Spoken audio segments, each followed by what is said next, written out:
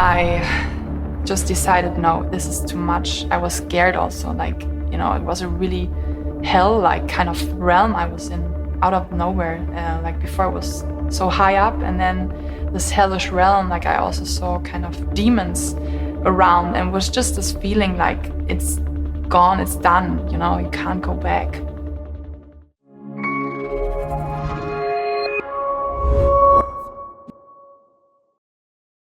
Elisa, a very warm welcome. Thank you for being with us.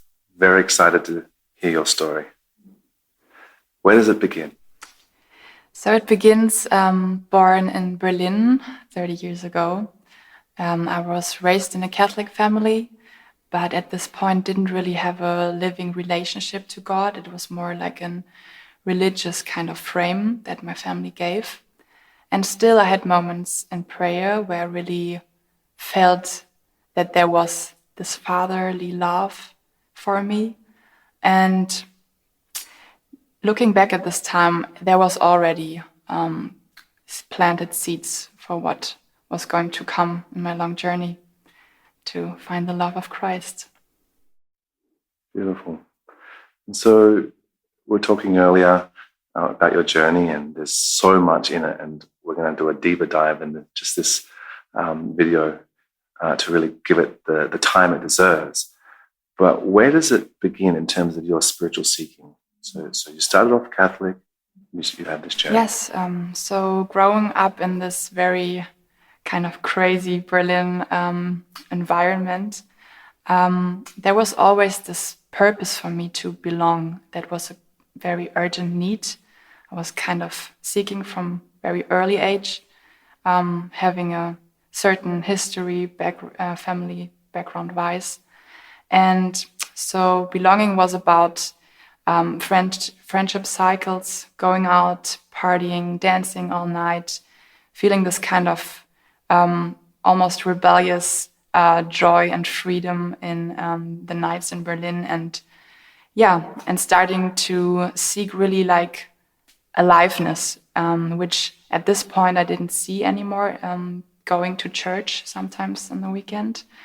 It was kind of this knowing that a relationship to God would be filled with joy, and I didn't see it at this point in church. So, I started to drink alcohol and smoke weed also, and this kind of opened up an awareness for the spiritual realm, kind of. Just a slow start, and I had this, just this seeking inside of me that there was something more, some more purpose, some more meaning to it all. And I started to ask questions also in the psychological approach. And at one point, my father was telling me at this time about his experiences he made in India. And it kind of awoke a very, just this ask for what is the mysterious kind of background of life. And I decided to go to India after my graduating, so being 19 years old. My father gifted me with this journey to go together with him to India, first Bangladesh, then India. And I continued there to travel 5 more months with a friend of mine. And it was just such an explosive time for me to realize that spirituality can be lived in a very open, everywhere obvious way. And it really sparked like this, the seeking in me. And I started to get to know yoga, meditation, the path of enlightenment. I met, very deeply spiritual yogic people on the Kumbh Mela, which is an Indian festival. Very big, very mystical. And it just started sparking in me this joy of kind of a different freedom that I had not experienced before. And through this kind of knowing India, I wanted to know more, and I started studying Indian culture for 1 year.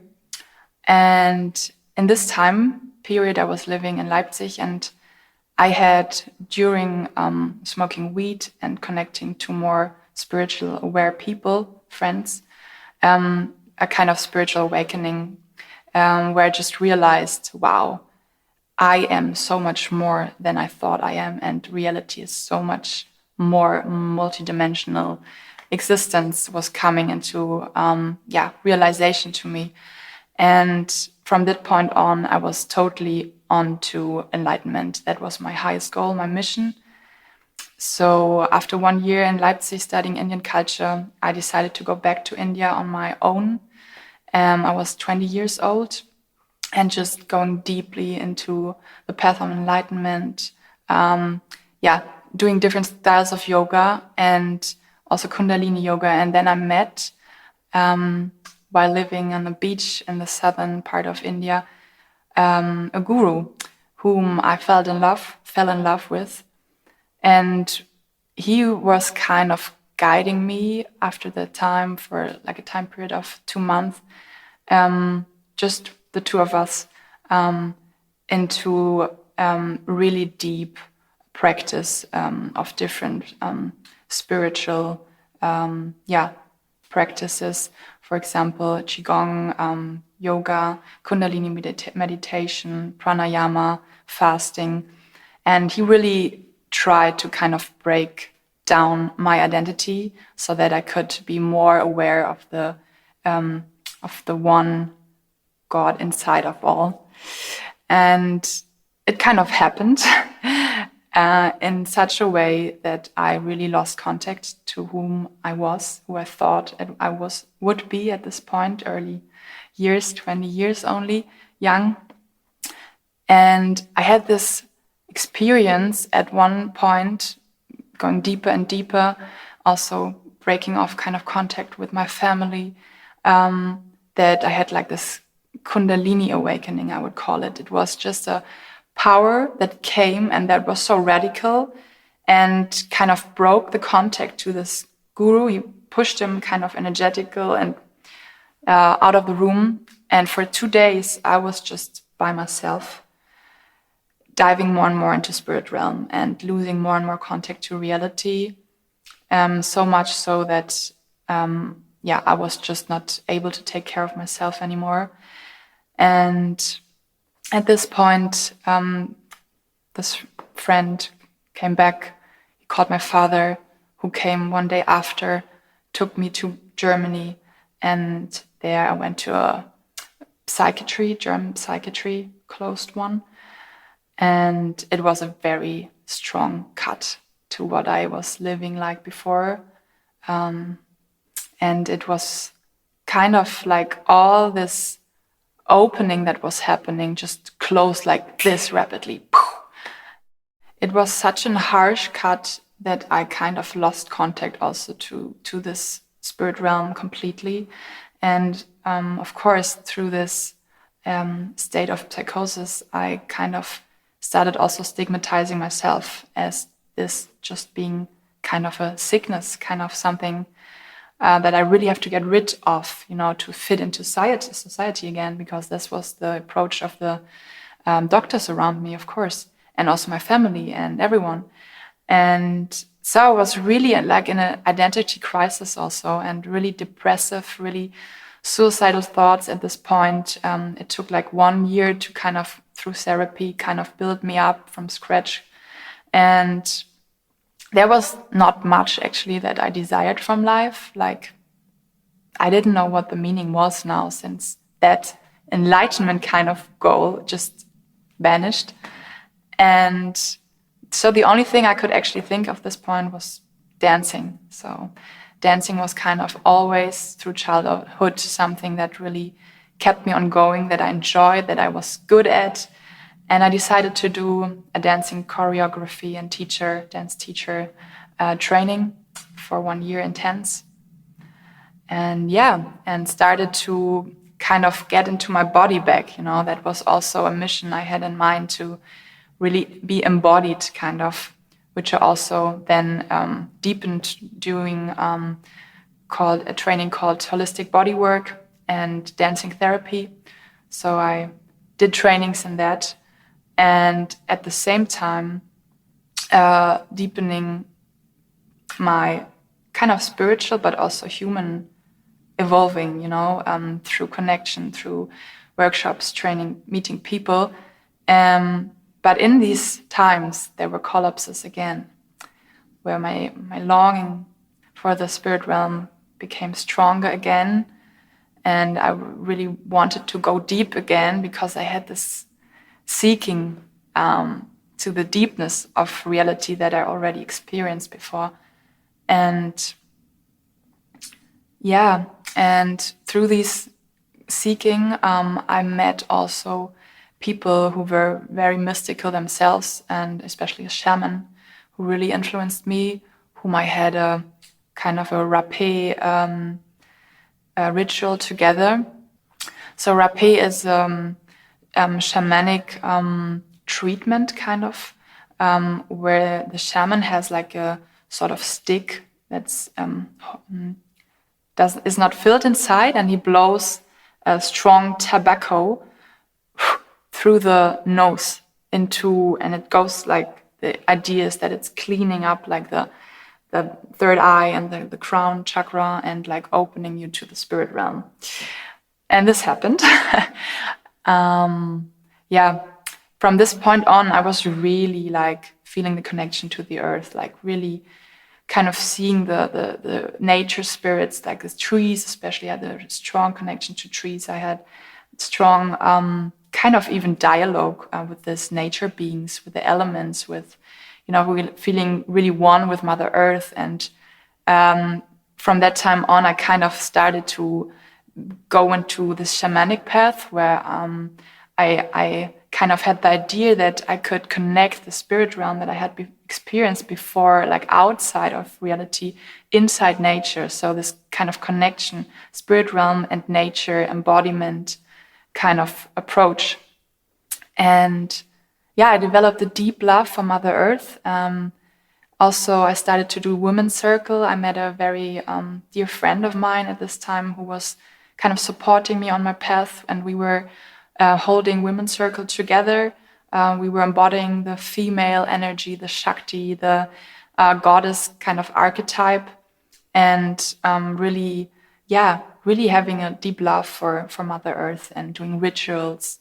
I built my own shamanic drum together with her, and we were just doing what we thought is like a healing for the earth, to rebirth the new world, the new earth.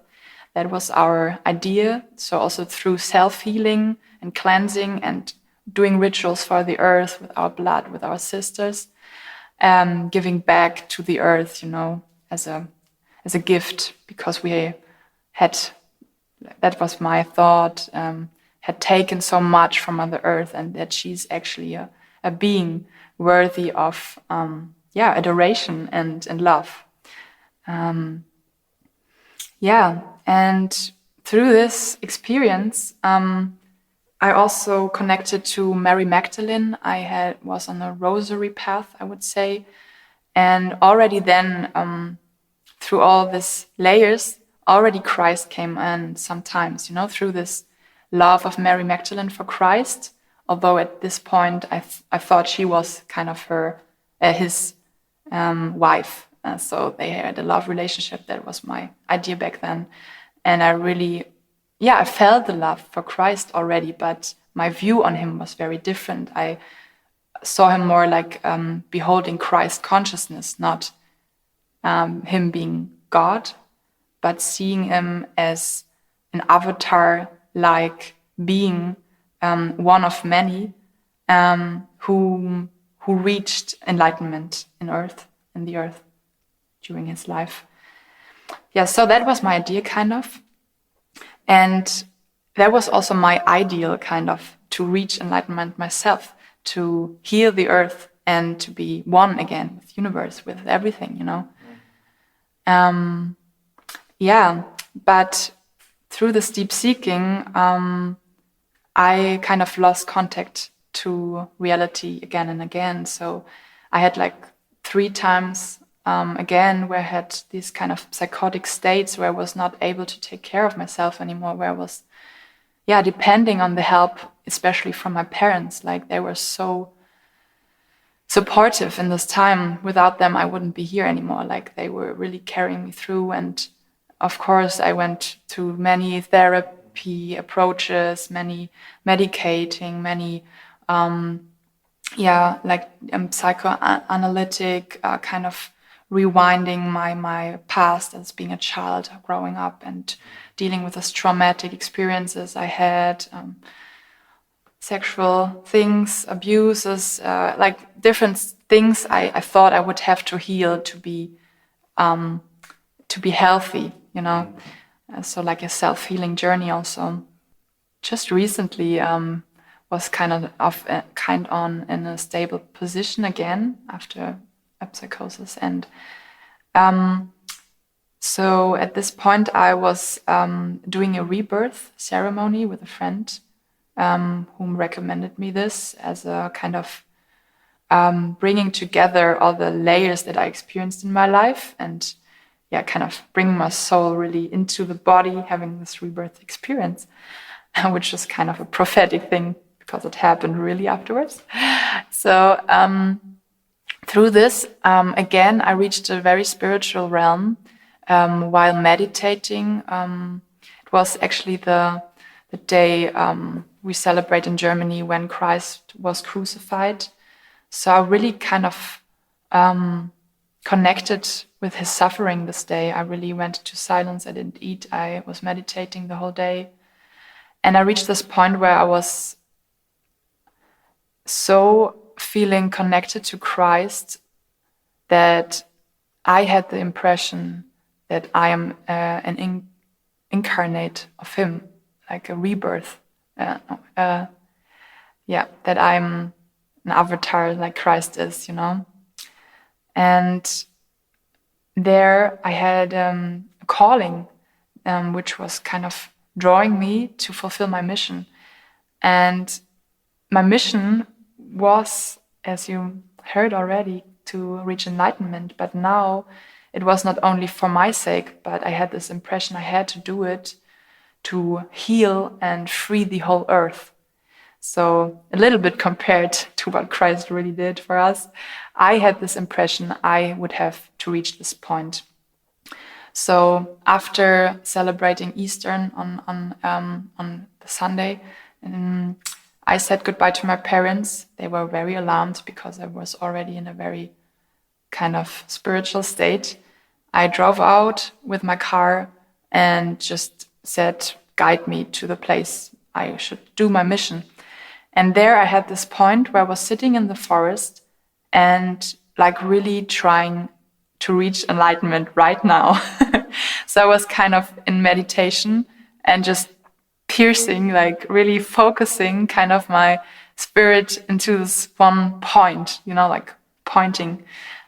And I don't know how long I have done it actually, I don't know, but it was quite some time. And just at some moment, it just dropped kind of. And I realized I can't do it by myself. Like, I'm not able to do this. I'm just not able. And it was a shock, you know, because this was actually kind of my life destiny, what I thought in this moment. And so there kicked in a kind of desperation, which I consider now being really influenced by really dark energies and voices, what I would also call the devil kind of, because the thought that immediately came like, you have failed, you're a failure, like this is your mission and you have failed, you know, it's gone, like the worth of your life kind of is gone. And it was so strong, the voices, you know, like coming, telling me, and also signs that I interpreted in this way. I just remember like a big sign where it was stated ego, and it was just so big, and I felt like kind of spirit was telling me that my ego is too big, I can't do it, I messed it up, kind of. And I went back to the place I have put my stuff, and it was already almost nighttime, and there the kind of thoughts and those voices were stronger and stronger. You have to finish it. Go, let go, just finish it, as in yourself and your life. Yes, exactly. Like, you failed. It would be good for the people around you to actually leave this earth, you know, like because then at least maybe you can take away some of the pain if you try to kill yourself, because I was still kind of in this Christ-like archetype. So it was also the thought like I would help maybe if I would kill myself. But then I just decided, no, this is too much. I was scared also, like, you know, it was a really hell-like kind of realm I was in, out of nowhere. Like before it was so high up, and then this hellish realm, like I also saw kind of demons around, and it was just this feeling like it's gone, it's done, you know, you can't go back. And I decided to drive home, which was kind of my solution or fleeing also from this darkness. And while driving, it was early in the morning, I just felt I can't drive. Like I'm so wasted, kind of. I'm in my car, and I just drove out in this parking lot, and yeah. So there was a man actually helping me. He offered me help. He was calling my mother, and from this place 5 hours away from Berlin, she was picking me up. She kind of knew this kind of situations already. She was picking me up. He was really taking care of me, this very nice man. And my mother bringing me back home. And while sitting in the car with her, I started to see the devil in her. And actually everything she kind of did in a loving, caring way, I started to interpret as, Elisa, it's time now. I help you that you can go now, like leave this earth. Yeah. Right. So it's like you're sensing a demonic push to kind of end it all. Even though your mother's lovingly trying to help you, there's a twisting of interpretation of end it all. And she brought me home. She's a medical doctor, so she got calming medication, and like bathed me, fed me, put me in bed, you know, and I was actually in this beautiful place at home. And then she just went out for a moment, and I was by myself, and I really kind of saw the devil in front of me and just saying, it's time now, do it, it's time. And I didn't have my own will at this point. I was kind of also had this impression that I would do a favor to everyone around me if I would just go, you know. And and then I just went out to get the pills, and I took them all and laid in bed and just waited for death. And just 2 minutes later, my mother came in, saw the pill bottle, and realized what I just did. And she brought me into toilet, tried to get it all out, called the ambulance, and I was back in psychiatry. And kind of this death struggle went on for almost a week. I tried to, with different methods, I made up myself, because there was actually nothing harmful where I was, to end it. And fortunately, it didn't work out. And they brought me in a very, a place I already knew. It's like more holistic, psychosomatic place where I recovered quite quickly. And that was actually, the slowest point in my life where I really, was down on my knees. And I remember being this one time in my room in the nighttime, and there was so much darkness and so much hopelessness and so much just wasted life, it felt, that I kind of started to pray. And it was a relief. I remember that this night I could sleep well again, and there was a peace. But since I had no idea about that there is this healthy kind of relationship to spirituality, I was still thinking it's only the shamanic path, it's only this enlightenment path that there is to come closer to God. Anyways, so at this point where I was in this psychosomatic therapy home, I decided I have to do something that is the most grounding I can imagine. And that for me was to work in agriculture. And I started a biodynamic training to do biodynamic gardening. I lived on a anthroposophic farm close by Berlin, and at this farm I was working 8 to 10 hours just on the ground in the fields, like harvesting and planting, and also it was a very fulfilling time. I was milking a cow and every day, and I was very happy. I thought like this is kind of a healthy, grounded way of living and permacultural kind of connection to life, and that I could do something with my own hands, which is actually helping also the earth and the people around me. And there, this family had a picture of the Last Supper in wooden picture just above the table we were sitting for lunch every day. And also they were singing Christian songs, and and I started to pray the rosary again, which was kind of a thing I knew back then when I was a Catholic, or when I grew up Catholic. And at this point I started to really say, God, like, I know you're there, but I really want to know the truth now. I'm ready to know the truth, and I'm ready to also like surrender it all. I have no idea, but I was ready, really. And quite just some days after this prayer, I had a vision while meditating that I should do a pilgrimage through southern Germany. And while envisioning it, I knew I had to quit this job and really straight do this pilgrimage. And I'm kind of a radical person, so of course I did it. I quit there, and I said, yes, I want to find the truth.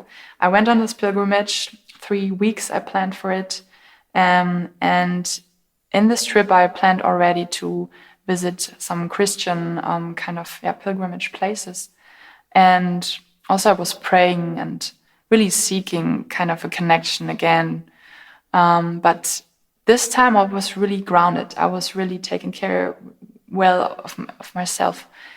And I got in contact with an old friend of mine who used to support me as a shaman in my psychotic states also. And I knew that he was now living in Bavaria. And so I got in contact with him and I could come to his place. And when I saw him again, I realized he changed.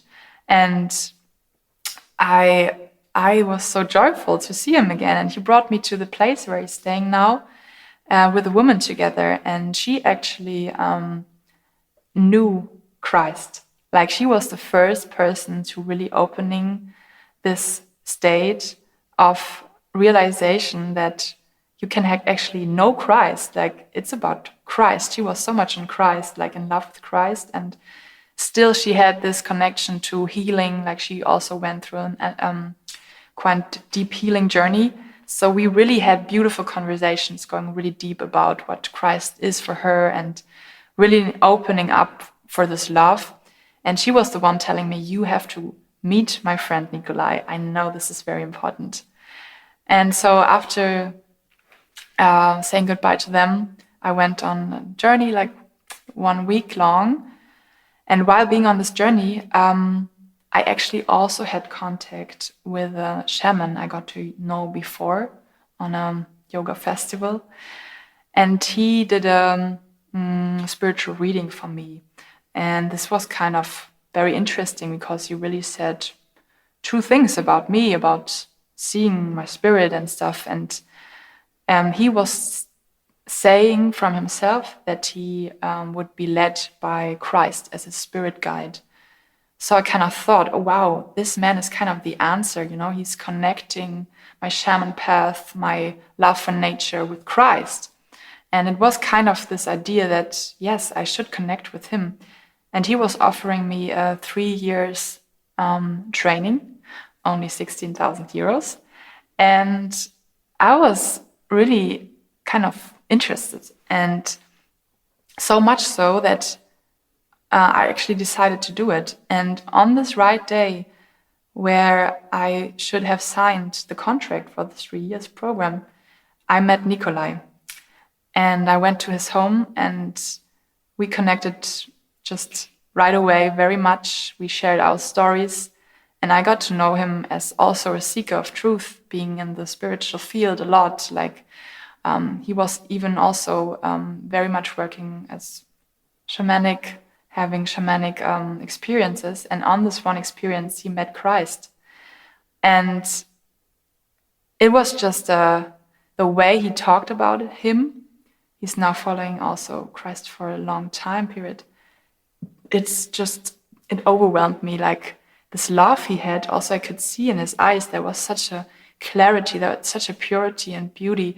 And in this one moment, he was talking about Christ to me, and he was just opening the arms and just looking at me. And at this moment, I felt really Jesus Christ was speaking through him. He was kind of the channel. And I was just overwhelmed when he said, Elisa, I know you're looking for liberation, you're looking for freedom. I have this for you, and I'm giving this for free. You don't have to enslave yourself or anything. I'm just giving this to you. And at this moment, it was like a wave of love coming over me, like I have never felt before. And I can feel it right now. I get goosebumps. It was such an overwhelming feeling of love, of peace.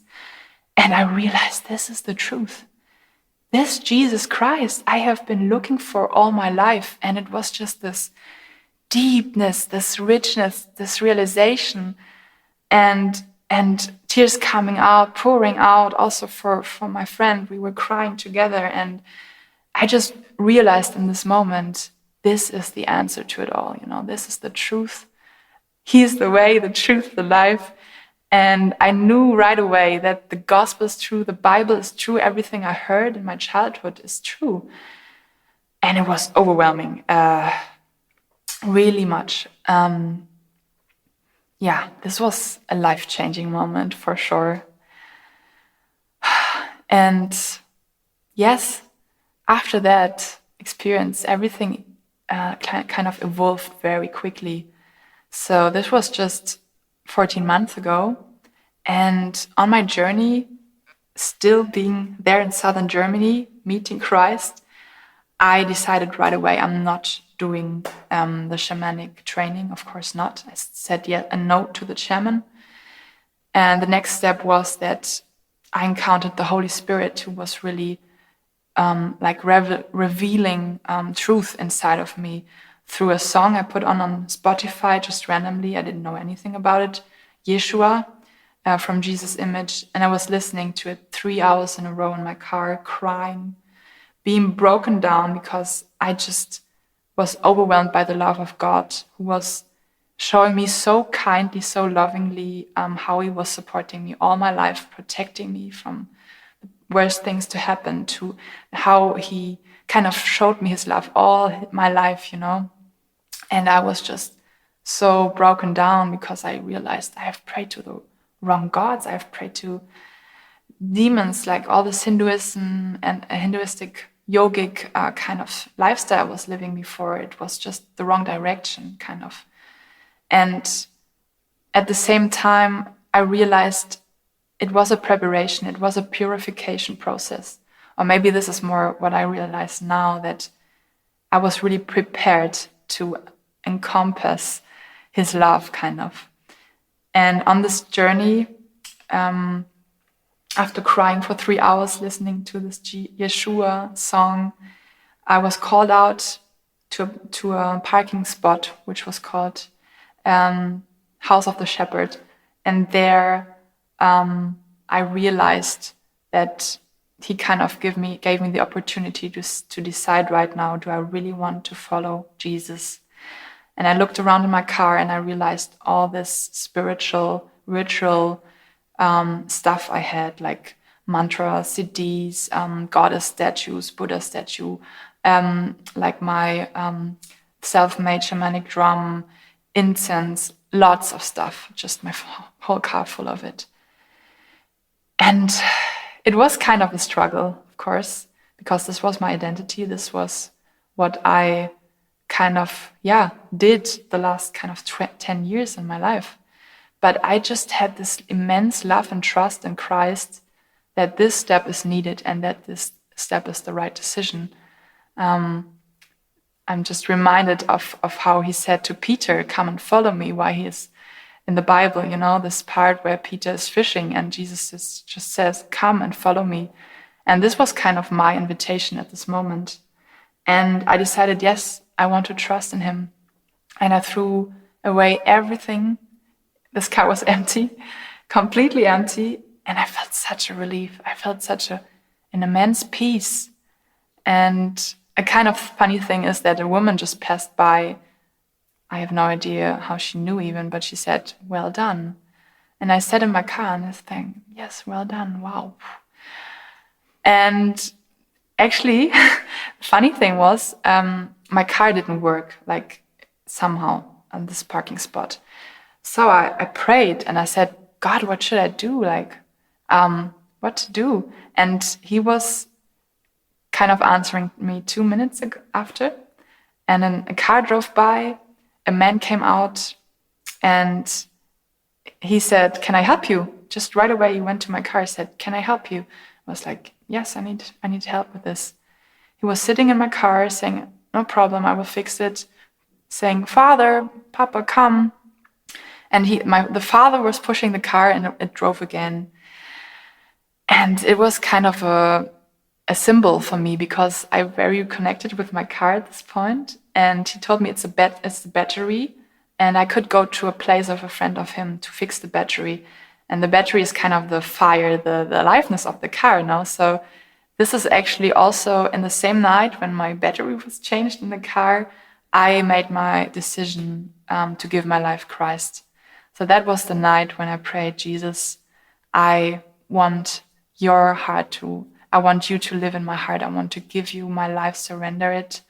Please take over, have your way. I'm fully yours. And yes, and this happened this night. It was kind of, I have to say, not just such an easy prayer. It was kind of more a spiritual battle this night. But Jesus, of course, won, as he always does. And I woke up as a newborn person, really having a rebirth, really being new. I felt kind of this immense joy in heaven, like the angels rejoicing. And yeah, from that day on, I visited my father and my Catholic grandmother. We had a kind of fest like celebration. And then I went back to Berlin, my hometown. And yeah, since that time, it's 14 months. And he guided me to really find peace with my roots again. So I now live again in Berlin. He guided me to stay there, to build up a new life. And it's just miraculous, like this 40 months were I can honestly say the best time in my whole life. I'm just filled with so much joy and freedom, which I was always seeking my whole life. There's just this trust, this love that is never leaving me alone. And like not just in the inside, he rebuilt everything, like really giving me a new heart, really healing my self-worth, really freeing me from all this demonic influences I was connected to, and really giving me this peace that I was always seeking in meditation. I could just have it by praying to him now. And yeah, I have now really built up a new life. I have a beautiful church I'm going to. I have wonderful friends. And I'm dancing a lot. I'm dancing for him now as worship dance. And yes, it's just so much purpose, so much joy in living with him. And I have to say, it's wonderful and crazy. Like he kind of answered every prayer that I ever did. And even the ones I didn't do, he answered more than I could expect. And I just feel so fulfilled. Really this puzzle piece kind of in my heart that was looking to be filled with the outer kind of recognition and love and belonging. He is now in there in this piece, which is the shape of Jesus Christ, and just filling it, And it's, yeah, I'm really a new person and just so happy and thankful for his grace, for his mercy, for his love. and for living together with him day by day through his Holy Spirit. And yeah. Amazing. Thank you so much for sharing your story. Thank you. Yes, it was a joy, and it's my pleasure. I hope it will find the right persons to hear it.